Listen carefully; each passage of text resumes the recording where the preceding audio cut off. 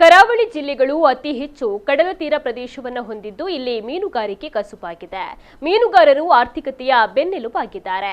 ಒಂದೆಡೆ ಆಳ ಸಮುದ್ರ ಮೀನುಗಾರಿಕೆಯಾದರೆ ಇನ್ನೊಂದೆಡೆ ಸಾಂಪ್ರದಾಯಿಕ ಬಲೆ ಹಾಕಿ ಮೀನುಗಾರಿಕೆ ನಡೆಸುವ ಮೀನುಗಾರರು ಕೂಡ ಇಲ್ಲಿದ್ದಾರೆ. ಆದರೆ ಪುರಾತನವಾದ ಗಾಳ ಹಾಕಿ ಮೀನು ಹಿಡಿಯುವ ಸಂಪ್ರದಾಯ ಇತ್ತೀಚಿನ ದಿನಗಳಲ್ಲಿ ಮರೆಯಾಗಿದ್ರೆ ಇದೀಗ ಮತ್ತೆ ಗಾಳ ಹಾಕಿ ಮೀನು ಹಿಡಿಯುವ ಪ್ರವೃತ್ತಿ ಜನಪ್ರಿಯವಾಗ್ತಾ ಇದೆ. ಅನ್ಯ ರಾಜ್ಯದಿಂದ ವಿದ್ಯಾರ್ಜನೆಗೆ ಆಗಮಿಸುವ ವಿದ್ಯಾರ್ಥಿಗಳು ಮಲ್ಪೆ ಕಡಲ ತೀರದ ಸೌಂದರ್ಯ ಕಂಡು ಮಾರು ಹೋಗ್ತಾರೆ.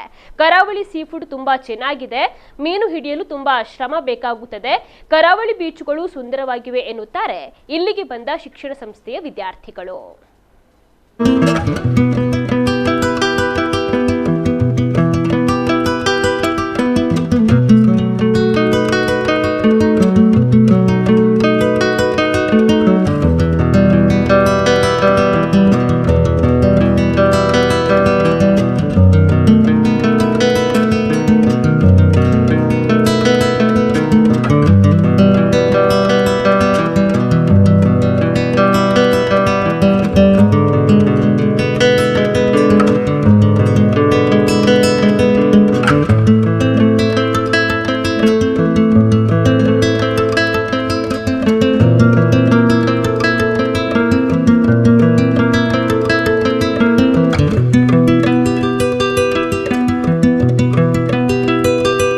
एक्चुअली मैं दिस सेट वो बहुत घंटों बैठे रहते हैं बस मछली पकड़ने के लिए. इतना पेशेंस है.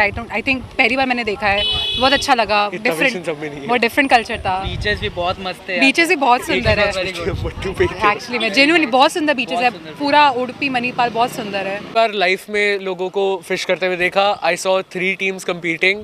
मैंने 3 फिशेस पकड़े जाते हुए देखी. It was very interesting to watch and I have tried the seafood here. बहुत अच्छा है.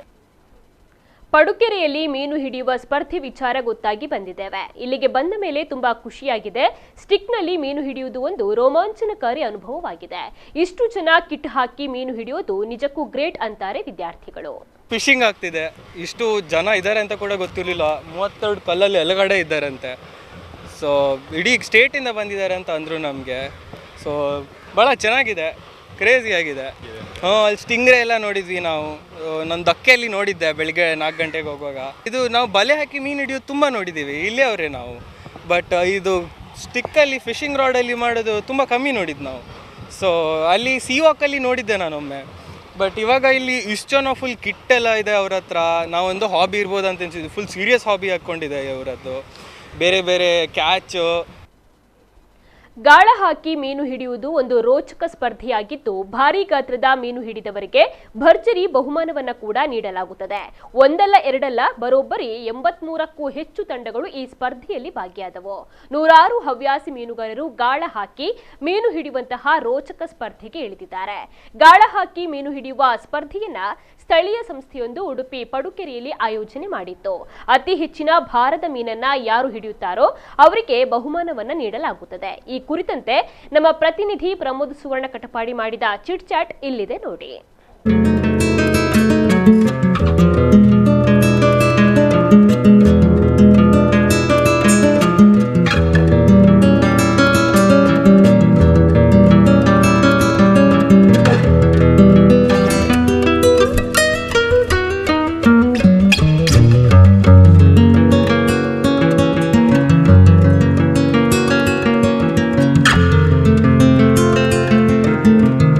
ಕರಾವಳಿಯ ಪ್ರಮುಖ ಉದ್ಯಮ ಮೀನುಗಾರಿಕೆ. ಅದರಲ್ಲಿ ಮುಖ್ಯವಾಗಿ ಮಲ್ಪೆಯ ಬಂದರಿನಲ್ಲಿ ದಿನನಿತ್ಯ ಸಾವಿರಾರು ಕೋಟಿಯ ವ್ಯವಹಾರ ನಡೀತದೆ.